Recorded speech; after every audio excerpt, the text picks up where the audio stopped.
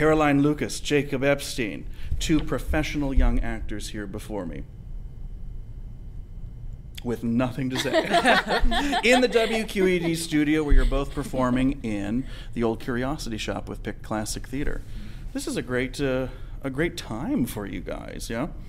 Yeah. I hope that you don't mind that we don't have our typical martinis here today. You need to grow into those. But instead we have Turner's Premium Iced Tea, a proud product of Penn Hills, Pennsylvania. It's very sweet. I never drink this, but that might get you through the show tonight. So please enjoy. The Old Curiosity Shop. I'm curious. What is it about? Well, Little Nell, and I'm portraying Little Nell, has a journey throughout the show, and the show pretty much follows her and her grandfather's journey. And her grandfather deals with a gambling addiction, and pretty much throughout the journey, they meet other people, and their story comes to life. And he plays Kit.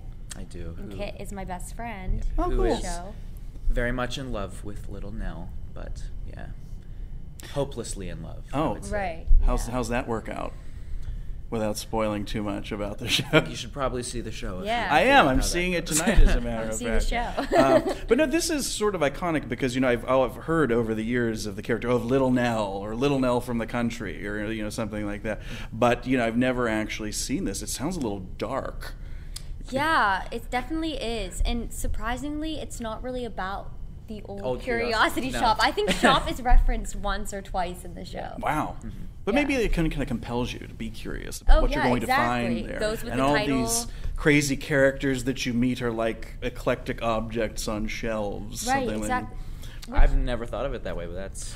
Neither have I until just 2 seconds ago. Oh, yeah, so yeah. you want to write that down? Go ahead. The bill is in the mail. But... a lot of people, I think, when they think of Charles Dickens, especially around this time of the year, it's Christmas Carol and all of that. How do you think that does it compare in any way to Christmas Carol? Are there some common themes, or is this something completely different for those that might be familiar with Dickens only through that Christmas story? I think there are definitely some elements that are similar. And the original Christmas Carol, which, as our lovely director wants to put it, is very dark, and it is not very jolly and joyful as a lot of people see it nowadays, but and full of song. Yeah. Right. But they're dark stories because they were written in like Victorian England, which was not a very happy place for a lot of people. Christmas was like the only thing to celebrate. Oh yeah. And even there wasn't much to celebrate with.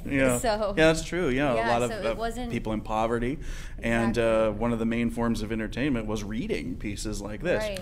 And I read up on this one a little bit recently, and I think it was published in chapters, kind of, in one of Dickens' publications, and people were so engrossed in the story all throughout the world that I guess when the last chapter they were waiting. Got on the boat came into the harbor in New York. People were there clamoring to wonder what happens to Little Nell. Right. And all I could think of is that's kind of like our modern day Harry Potter.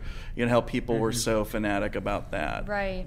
And it's just funny to think that even back then, that's how it was. Yeah, because I think it was just kind of a thing that appeared in the newspaper, or maybe it was a magazine, and a story that people followed, kind of like a TV series, how people are so fascinated and intrigued by these series. It's the same thing. So when you first read this script, what was your impression? I mean, were you just as compelled to see what happens at the end, reading it for the first time? What were your first impressions? It's pretty. There's a lot of characters and there are a lot of things going on, but the script moves towards the end very quickly. Things go in and out of each other very fast, and so it keeps you interested and compelled, and you want to know what's happening, and you want to keep checking up on these people that come in and out of the story. So it's compelling, and it makes you want to know what's going on too. So you'll come back after intermission. Oh yeah. Right? And in comparison to the book, the script moves a lot faster. The book's very good, And the script is very true to Well, the book. I hope the play moves faster than the book. yes. I'm seeing it tonight, and I've got places to be tomorrow morning. So You wouldn't want a 500-page play, I don't think. right, well, but they're out there. How much time do you have? Well, I tell you what, if anybody can write one, though, it's Mr. Stanford, who's adapted this from Dickens, and from Right, what I hear, but it stays very true to the book. Yeah. Like when I was reading the play after reading the book, I was like, "Whoa, that's the same There exact are words." a few differences. Yes, come see it. Yeah, if you would like Okay, to. that's see. another curiosity to be secret about. If you love the book, there are some surprises, but I don't think that It's they very are. true too. Yeah, I don't think they're for the worse. Mhm. So this is an early stop on your career journey. How has this experience working on this show maybe changed you or changed your approach or thoughts towards the craft of acting? This is so. I've worked at PICT before in Oliver Twist, but that was 3 years ago. So I feel like this is like my first show, my first professional show as like a young adult, and so I'm kind of getting to understand like what's going into the rehearsal process and everything, and what you have to do to get into like not get into character, but to find a character and to connect with it and be able to interact with other people on stage, because I feel that when you act, you need to react, and so I've been learning that more and more in the show, because you have to acting is reacting, and you need Somebody to, must have told you that or read it somewhere, Yeah. right? Never heard that one. Never heard before. that.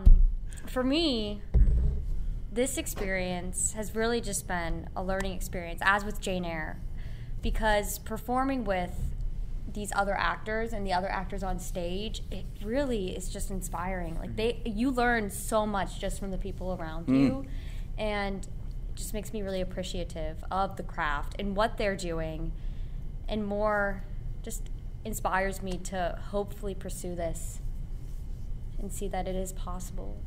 Yeah. And these people are so talented. It's really So cool. what would be, as you see it right now, with where you are right now, the ultimate achievement for each of you as an actor? Stability. Yeah, no kidding. Yeah, stability and happiness. Well, that's pretty good. I mean, to be honest. And it's pretty wise, too. Yeah, I just want to be happy with what I'm doing, and I was kind of expecting maybe like, fame, fortune. Well, I mean, fortune those- would be stability, yeah, right? see, stability is being able to support myself. Yeah, doing something you love. Doing something, exactly, and whether it's acting on stage or being on the other side of the table or writing, just being a part of the process and doing all parts of it is really my ultimate goal.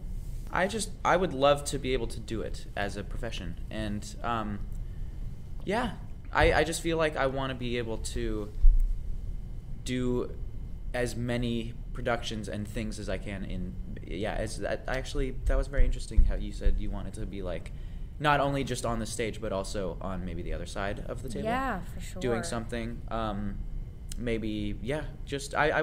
really, it's so much fun to do stuff like this and be with other people who are really, really, really good at it. Mm-hmm. And they teach you so much. So as we said, we are not actors yet, but we are learning how to become actors. And that's actually a big part of it. The people in theater are like unlike people you'll ever meet. Yeah. It's truly a family. It's so, as corny as that sounds, like... Oh, I know. That's why this is a It's great just- job, because I get to talk to them all the time. It's it's fascinating, you know? People are so accepting, and everybody has their quirks, Oh, yeah. and it's so fun. Well, what do you think makes a great actor? What do you think makes an actor great at what they do? Listening. Just listening. That's key. You have to be able to you want to serve the piece. So you don't do it for yourself, you do it for the collective piece of like the production. So you don't act for I guess you act for yourself necessarily, but you also want to interact with the people on stage so that everything comes together. Because when you act, you are creating something for other people to enjoy. Whatever happened to Little Nell is the tagline, and that's kind of the big secret. We can't. We have to see it to find that out. That's right. And Old Curiosity Shop will run through December 15th here at WQED Studios. So timely for the holiday season, it being Dickens, but it ain't no Christmas Carol. No, it's not Christmas. Much more curious than that. Very good.